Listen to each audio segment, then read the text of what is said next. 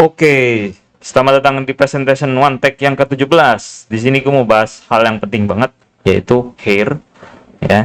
Nah, di hair ini, sebenarnya caranya sama kayak yang sebelum-sebelumnya. Mengerti satu bagian, tahu aturan mainnya, terus variasinya tuh ada banyak, tapi nggak perlu dihafalin satu persatu ya. Cuma perlu ngerti cara bikinnya secara keseluruhan, dan udah cara yang sama bisa direpetisi untuk semua bentuk hairstyles gitu ya.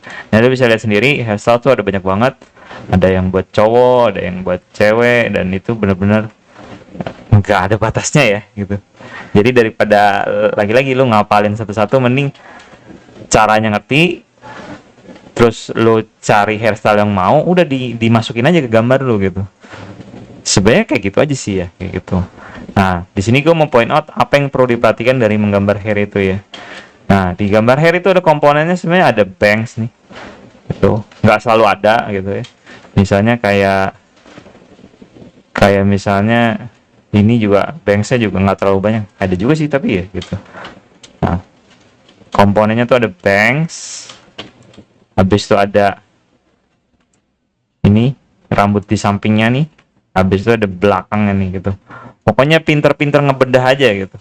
Nah, ada juga case dimana ada aksesorisnya, ada ribbon, ada pita gini kan, ada ikat rambut gitu.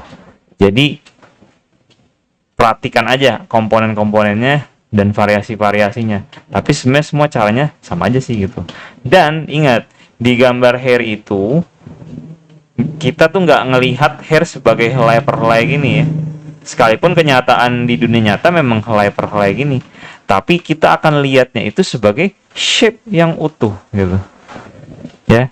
Kita lihatnya sebagai shape gitu, bukan sebagai helai per helai gitu. Nah, jadi bikin rambut tuh ya meskipun kayak gini, tapi bentuk besarnya aja yang perlu diperhatikan kayak gitu. Nah, terus variasi-variasi rambut tuh ada yang dikepang gitu. Dikepang sih sebenarnya gue biasanya bikin ininya dulu. Nah, nanti baru digambar lagi di atasnya, baru bikin kepangnya gitu. Ya. Jadi tetap bikin shape yang gampangnya dulu, baru bikin versi kepangnya. Kepang sebenarnya repetitif aja ya, zigzag-zigzag gitu aja ya. Gitu. Nah, ada juga yang rambut yang kuncir begini nih, muter-muter gini. Nah, lagi-lagi sebenarnya mulainya dari shape yang gampangnya aja dulu gitu. Bisa dari sini dulu, terus nanti digini-giniin, puter-puterin gini, terus baru masuk ke detail yang lebih banyak lagi gitu. Ini misalnya kalau mau bikin apa ya, Lolita ya kayak gitu. Tool-toolnya kayak gini nih. Nah, ini sebenarnya udah lumayan kompleks sih ya, kayak gitu. Nah, habis itu ada juga hair bisa bergerak kayak gitu. Nah, ini flow-nya perhatikan bikinnya yang masuk akal. Nah, untuk tahu yang masuk akal gimana ya, sebenarnya lihat referensinya aja sih gitu ya. Nah, jadi kalau mau bikin rambut, pertama lo harus bikin kepala botaknya dulu gitu. Kepala botaknya itu penting banget karena lo nggak ngarang placement rambutnya di mana gitu. Jadi setelah bikin kerangka botaknya, baru lo bikin rambut di atasnya. Sebenarnya ini akan berlaku buat topi juga, buat apapun sih sebenarnya ya gitu. Bikin kerangka awalnya dulu, baru dikasih isi-isiannya. Jadi tuh ngegambar tuh ketika udah pakai cara berpikir gini, dia tuh kayak masukin item ke karakter lo gitu ya. Kayak masang gitu. Nah, misalnya ini contoh gambar gua yang lama ya. Nah, gua mulai dari kerangka botak gini dulu. Habis itu baru kecilin opacity-nya, gue akan gambar di atasnya. Dan bisa dilihat ya, gue nggak pasin di sini, tapi lebihin dikit karena kan rambut kayaknya ada ketebalan tertentu ya. Jadinya kita kasih jarak untuk rambut tuh ya bisa ada volumenya lah ya, kayak gitu. Ada jarak dari kepala botaknya.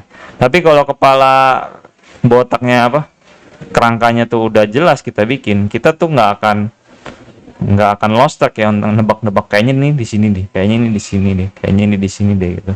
Nah, nanti ketika ini udah jadi, tinggal diatur lagi dengan liquify kah, dengan apa gitu, dengan flip gitu, dengan alat-alat cek yang di video sebelumnya ya, kayak begitu.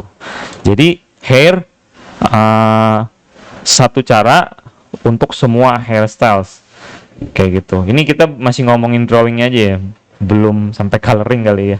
Coloring mungkin di video-video kedepannya aja. Udah begitu aja sih untuk presentasi Montec yang kali ini.